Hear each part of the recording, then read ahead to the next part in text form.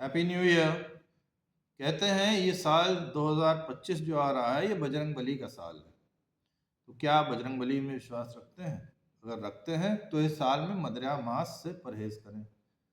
अगर नहीं करेंगे तो हो सकता है कि आपको आर्थिक नुकसान हो। दूसरी चीज, बजरंग बली का अगर साल है तो ये साल एक साल होगा जिसमें वॉर, स्ट्राइफ और ब्लडशेड हो सकता है, क्योंकि बजरंग बली वॉर के भी गॉड हैं। Will this year then show you dramatic changes? Where should you invest your money? If astrologers are to be believed, this is the year to invest in gold, because they say that gold is going to rise phenomenally. And the reason for this is that there is going to be international instability everywhere. For example, of late, the diplomatic row between Canada and India has resulted in Canada withdrawing a substantial amount of money that the Canadian government had invested in the stock market in India. And this money has gone to China and to Taiwan. And the Chinese, on the other hand, have invested a substantial amount of money in the Indian stock market. What does all this mean? It means that the Indian economy no longer controls what happens in India. Will this be beneficial for India? Astrologers say that India will benefit considerably in the year 2025, mainly because of its foreign policy, that it does not get involved in international strife and international wars. It only gets involved in peacekeeping missions, medical aid, and things of that sort. Then, what happens? Will the Gaza war intensify? Will the war, for example, in Ukraine intensify? When Donald Trump was campaigning, he said that the moment he comes to power, he'll put an end to the war in Ukraine. Now, the Ukrainians have already said that they are willing to think of a line of control between Russia and Ukraine. So, there are already some kind of peace initiatives on the anvil.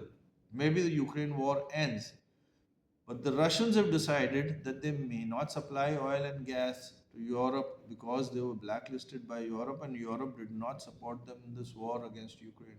In fact, Europe and the Western powers took an anti Russian stand against Ukraine.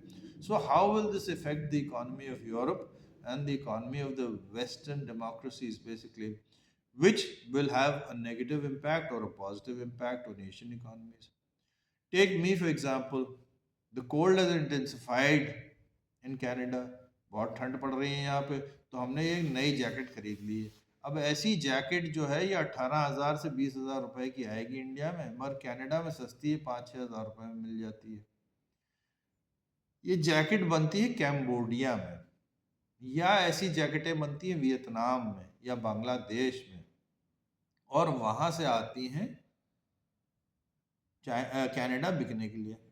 Chinese products भी थोक के हिसाब से आते हैं, Indian products भी थोक के हिसाब से आते हैं।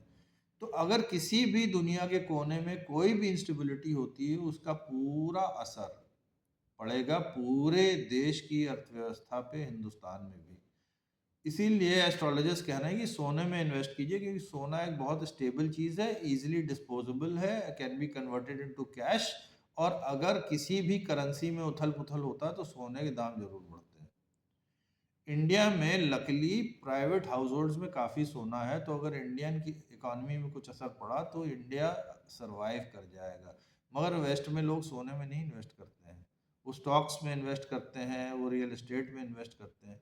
अब रियल एस्टेट का फ्यूचर भी लगता है काफ़ी ब्राइट है हिंदुस्तान में, तो आप रियल एस्टेट में भी छोटे छोटे इन्वेस्टमेंट्स कर सकते हैं। मगर कहते हैं कि बिल्डर अपार्टमेंट्स से लोगों को दूर रहना चाहिए। हाँ, एक बार एक अपार्टमेंट प्रोजेक्ट कंप्लीट हो जाए तो शौक से उसमें इन्वेस्ट कीजिए। छोटे प्लॉट खरीद सकते हैं, मगर प्लॉट आसानी से बिक पाएगा कि नहीं बिक पाएगा, गवर्नमेंट की टैक्सेशन पॉलिसीज क्या रहेंगी इन सब चीज़ों को लेके। और हाँ, कुछ चीज़ों से दूर रहिए, जैसे कि स्टॉक मार्केट को बहुत केयरफुली वॉच करना, क्योंकि स्टॉक मार्केट मैनिपुलेट होता है इंटरनेशनल फंड से, और ये चीज़ें भारत सरकार के कंट्रोल में नहीं है।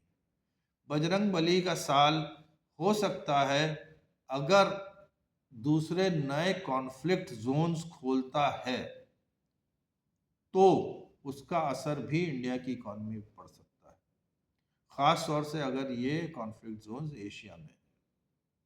चलिए देखते हैं नया साल क्या लाता है आपके लिए। फिलहाल एस्ट्रोलॉजर्स एक बार बार रिपीट करते हैं कि इस नए साल में सोने में निवेश कीजिए।